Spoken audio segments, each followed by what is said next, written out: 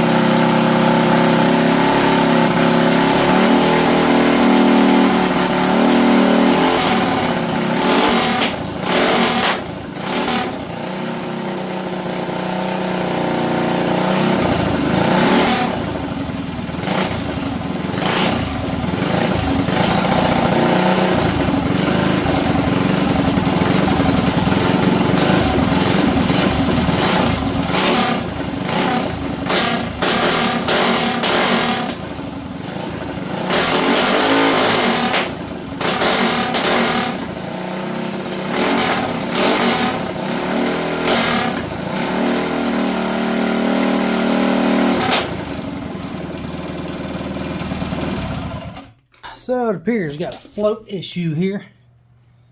Fuel is just dumping out of the tank. I'll shut it off now. She should stop. Yep. Okay. So it runs, man. It's just that carb is going to need some adjustment. See if the needle valve in there is doing its job or the float's stuck or whatnot. But I'll let you know.